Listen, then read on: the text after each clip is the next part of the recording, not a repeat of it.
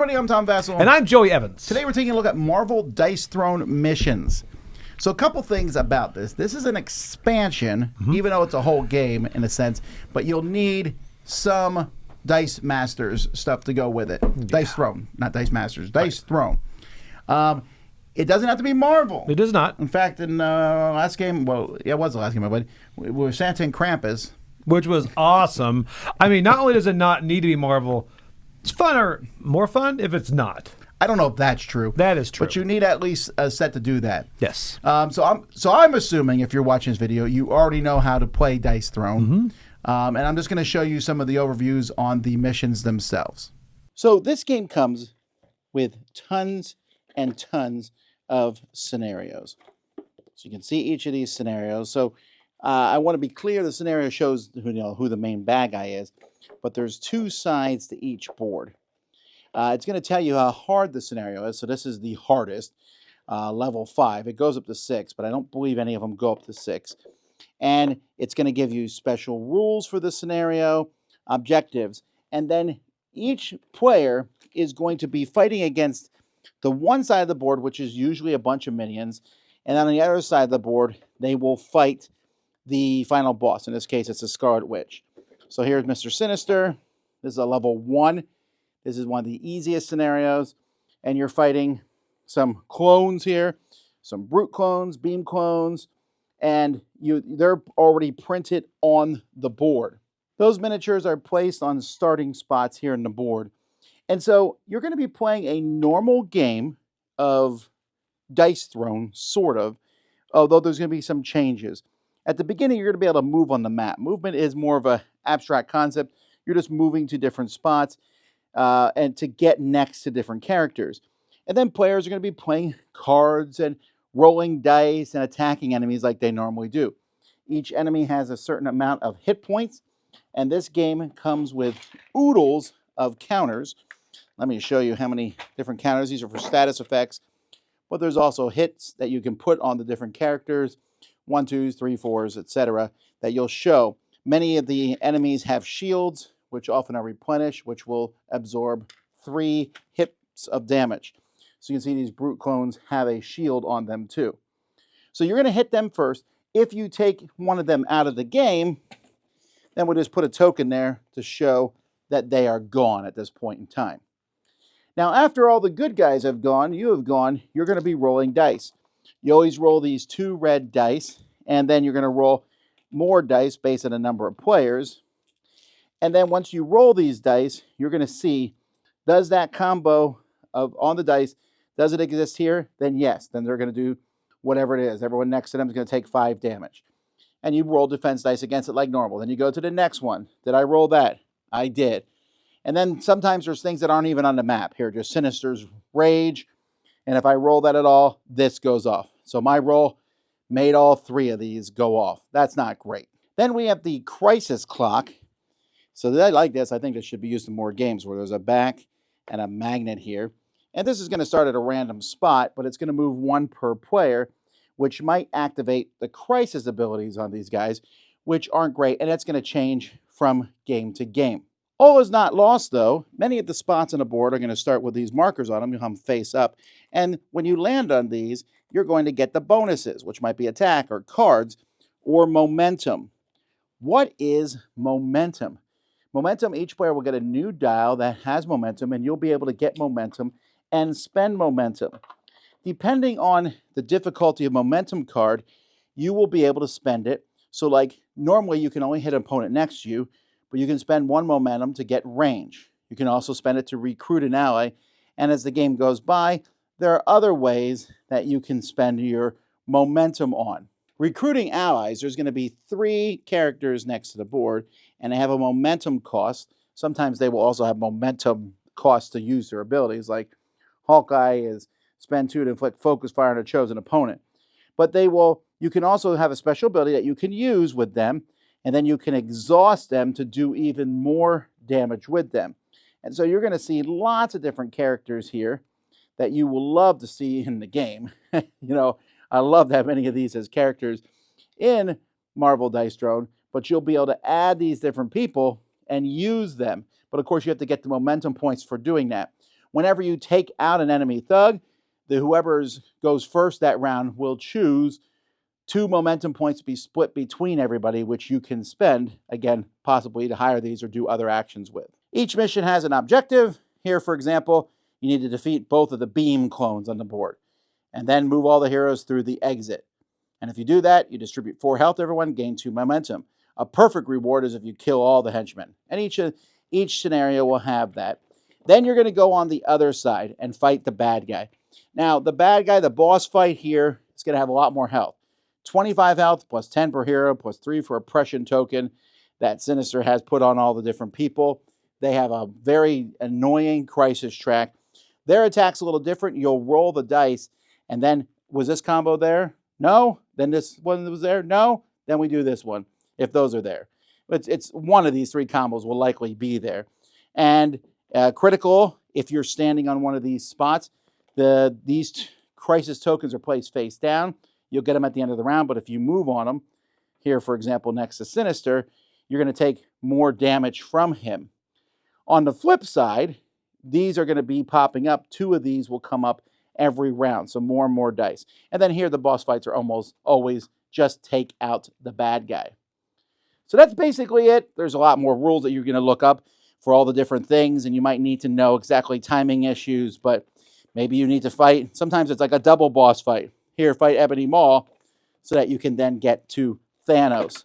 Here, we have Sauron's Hunger, this boss fight, and that comes with Sauron here, another boss fight. So sometimes there's boss fights back to back, but a lot of them just have minions. Here's a bunch of robot minions. And then you go in and fight Ultron. And like I said, there is tons of these in the box. Now, when you play this game, you can play it as a single mission, or you can play with player perks. And you'll get these player perks, which will give you upgrades on those momentum cards I show you. They give you extra hit points when you start it. You can use an ally's exhaust ability without getting rid of them. Reduce how far the crisis clock moves, etc., etc., etc. Right. You could also pick a hard difficulty one, play it, and just give yourself a bunch of these bonuses to do. I prefer the single shot missions myself. I do too. It's like a 45-minute game to an hour maybe, depending on how hard it is. And it's hard. Okay, you need to go in knowing it's hard. It's so very far, hard. I've only played the 1s and 2s, and wow, the 2s felt twice as hard as the 1s. In fact, there was one mission where we lost, I think, 10 minutes in. Yeah, that was Somebody died. If you die, that's the end of the mission. Someone died. I'm not going to point out who it was, okay? Because it's not important. It's a team effort. Wasn't me. But they're hard. I can't even imagine the 5s. No, I agree. I think it's like these type of systems, I think, because it's so quick, I mean, nothing we'll talk about, I'm sure. I think once you lose, you're like, all right, I'm going to go ahead and bring in this character because I think I need him for this mission. I found that. Maybe. Yeah, I like the mix and match thing of that, trying to battle it. I like a challenge, but like you said, the 1 or 2s were challenge enough. I can't imagine going against the higher guys. Well, I can because I went through and read them. But let's say the components for this game are really top notch. They're fantastic. I mean, the art that they used on the allies is great. And again, like I said, I wish I could play those characters. The art on the boards is fantastic. There's so many boards in the game. There's a lot of content here. That's the thing. The amount of content they have. And I love the fact how easy they come out. You just keep pulling them out and then you open it up and you play that mission. The amount of stuff that's in there and the artwork, everything in there is just fantastic. And the amount of content playable here is just mind-boggling. I want to see other companies kind of grab that and run with it. I will say for the rule book, I kind of wish, it's not a huge deal, I suppose, but I kind of wish the rule book included more details on how the regular rules of Dice Throne, because I found myself going back and forth between 2 rule books sometimes, especially for people who haven't played Dice Throne before and I'm walking through it. But you definitely need to know how to play Dice Throne to play this. Or if it's been a while, you'll need a refresher on that. Yeah. But it's very marvelly. Now, I played the original adventures, dice throwing adventures and stuff. Right. And I did not like it. I thought it was random. You walked into random rooms. It was very, very difficult. This one still has that difficulty thing, but it's no longer random. It's a very focused thing. There is one mission, one boss. And if you want it to be more, you can do more missions, boss, but the missions make sense for the boss. Mm-hmm. And so I like this one considerably more than Adventures. It's also Marvel, so I do tend to like Marvel, but I've given a lot of Marvel games garbage ratings. This, I think, is very cool. And like Joey said, it's fun. I'll be like, oh, let's do the Gunslinger and the Paladin and see if they can take on Mr. Sinister. It's exactly. It's hard to not compare this to Unmatched Adventures by taking that competitive and making it a co-op. But I think where this shines the same way that does is the fact that you can bring in other characters. This makes me, because I love Marvel Dice Throne, this makes me want to keep those older Dice Thrones I have, which I was always going to keep Santa and Krampus because you have to keep them. But the other ones, because I do want to bring in the Gunslinger and things like that into this world and see how they do. Yeah, so that's kind of neat. And you also have, even if you don't want to be anachronistic like that, you still have I think there's 16 different characters. Yes. 8 from the Avengers side of the universe and 8 Right. X-Men that you can throw in. So And 16 Deadpool different characters. is like standalone. There's 16 only. The Deadpool one doesn't exist. Yeah, there's 17. You're right. And then there's all the other characters, Right. and there's more coming. I think there's tons of characters, but there's also tons of options. This will let you play through over and over again. Setup is pretty quick. It's very quick. Open the board, put out some tokens, read the rules. You will... Some characters, you mentioned characters, some characters I think are better in this scenario than others. If you are a support character or have tokens to give to other characters, you'll go up in this version. If you have straight deal damage to one opponent, right. You'll be good against the bosses, but maybe not as good. Again, like some cards, some powers like hurt other players. Like, discard some cards, and here the boss is like, whatever. It doesn't affect me. That is one thing that I think this suffers from. One of the only negatives I have is the same thing as Unmatched. It's some characters are harder to bring in that co-op world. I do think, though, that if you play the Marvel ones, you'll be fine. Right. So playing through it, I think the phases, the new momentum dial is nice. It gives you... Yep. The positioning is important, but it's also not rules, gameplay slowing down like, I'm going to move 4 space. Oh, I can't. It's very, you just position your guys, let's fight. And that's huge. And also the whole recruiting characters isn't a huge focal point like I thought it would be. They help, but they don't become the focus of that mission. Like I brought the Hulk in, I just want to activate him. So I think it's a great add-on, and I think it's exactly what it should be. And this is a minor point, but for me it's a big one. The Ultimates, you can pull them off here because nobody is going to make you re-roll a die when you get the fifth one. There's no negative people doing that, and the positives, I'll be like, you can change one of your dice to whatever you want. Now, you could already do that when you play teams in dice thrown back and forth, but still the other player could be like, now change it to the other side. You don't have that anymore, so you can pull off the bigger hits, and you need to. Because these bosses hit hard. It's insane. You're like, I'm going to die. Well, you die very quickly, but it's insane. I got beat up by thugs. It was bad. Yeah, so you did a run in the middle of them. Yeah, it's my fault. Then there's also going to be luck in the game still. Right. You just don't roll very well. We had one game where we all rolled poorly, and when we won, but we were like, we could have lost because of that one round.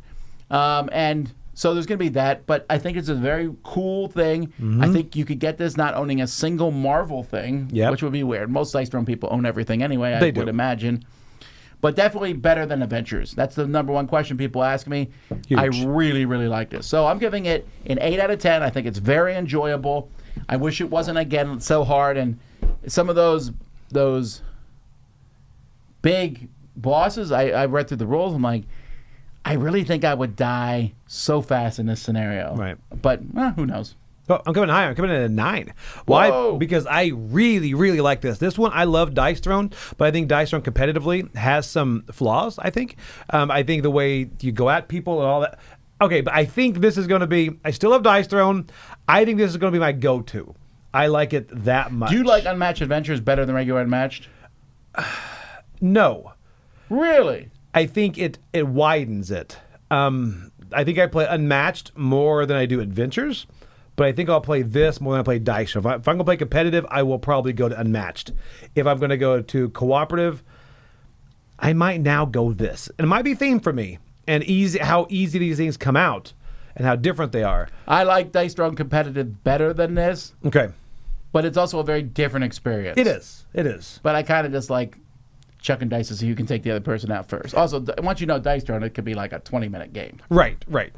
So anyway, yeah, I love this. I think it's perfect. It's a perfect addition to that world. Well, there you go, folks. That's Marvel Dice Throne Missions. I'm Tom Vasel. I'm Joey Evans. See ya.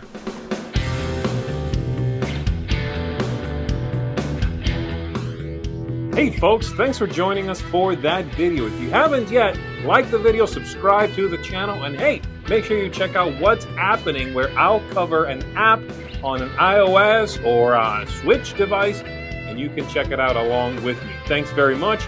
You've been watching The Dice Tower. Oh, yeah. You turned it off. Joey's a jerk, Joey's a jerk, Joey's a jerk. Cut this one. I will.